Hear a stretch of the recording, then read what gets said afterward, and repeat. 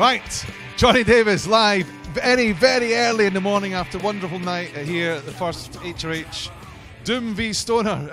Yeah, it was a long, long day yesterday. 13 hours in the mix, no decibel limits, and very, very loud. We say it in the radio, Hard Rock Hill Radio is guaranteed to make your balls vibrate. This is what this place is doing, because even in the sound check, my balls are vibrating just now, which is quite nice.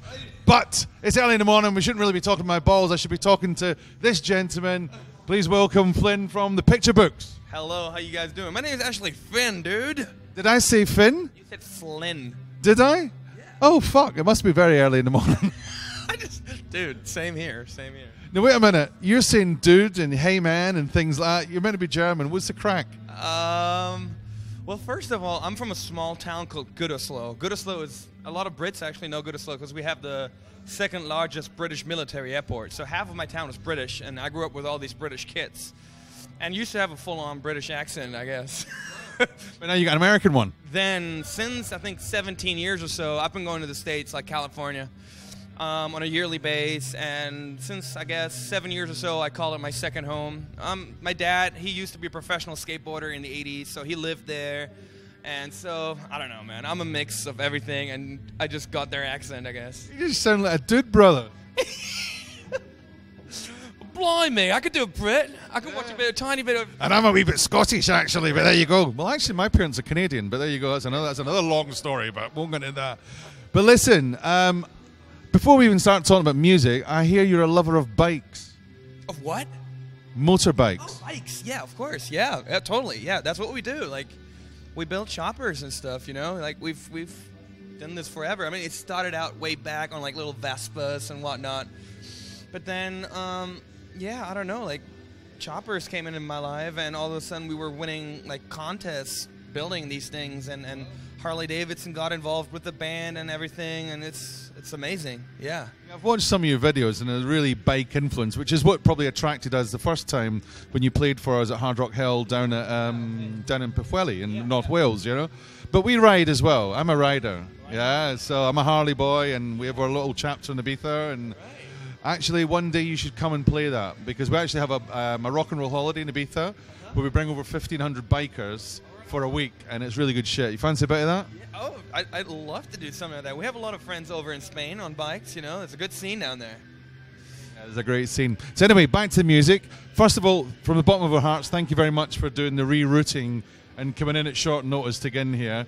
It's really, really appreciated for everybody at HRH. So... what we're going to be expecting tonight? What's this all about? Because I hear there's a brand new album just out, some new songs. What can we think? It's really exciting times for us right now. We're doing our second headlining tour all over Europe right now. It's 60 dates over almost 4 months, and it's not like we come from a time where we weren't touring. We've been touring since 5 years now straight. So. But something like that, you know, a headlining tour is always something for every band, I guess. A very special thing, you know, especially for German bands. German bands have a really hard time to go international. I've said this before, you know, I think 7 years or so, Philip, my drummer, and I, we've been trying to get out of Germany forever, really, 7 years. Like, every time we went to the UK, like, we had NME magazine that were interested back then. And as soon as they heard we're German, they like literally like hung up the phone, or like they wouldn't answer back and all that stuff. We're like, fuck, like nobody, you know, it was hard. I mean, I'm not like, Germans aren't proud to not be proud of where they're from. Like, we know we've fucked up big time, but that has nothing to do with the generation that is coming on now and with the bands and the art. Well, you know, what happened then was Cedric Bixler-Savala, the singer of At the Drive-In, Mars Volta, and all these projects, he got a hold of us, and he made a show happen in L.A. So we went to L.A. We're like, all right, all of our friends are here. That's going to be a cool show in front of our friends. Thing was packed. Eagles of Death Metal show up. They're like, you guys mind if we play too? We're like, sure. So they played on our instruments. They posted it. So it was packed. It was like motorcycles on Hollywood Boulevard, like as far you can see and everything.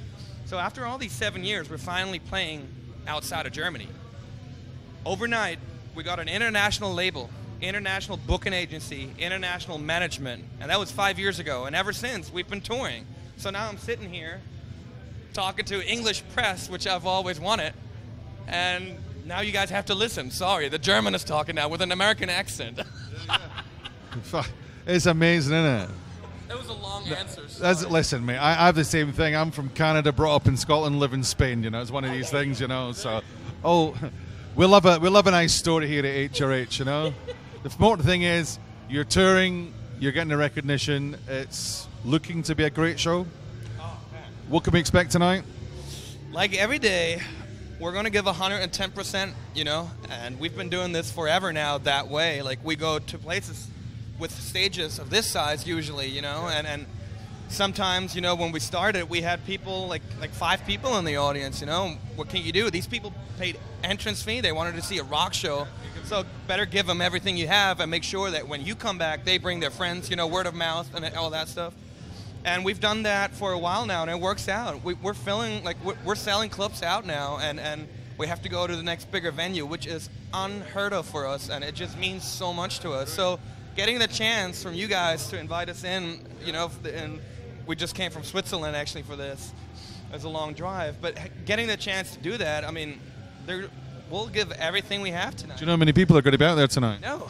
3,500. There you go. Oh my God! Thanks for telling me that. I'm gonna. Shithole you want, yeah. No decibel levels. That's always coming from Switzerland. God. 92. Do you know what? I was sitting here with St. Vitus last night, and Dave Shanley, you know, hey, fuck, you know, and he's going to Switzerland after this gig.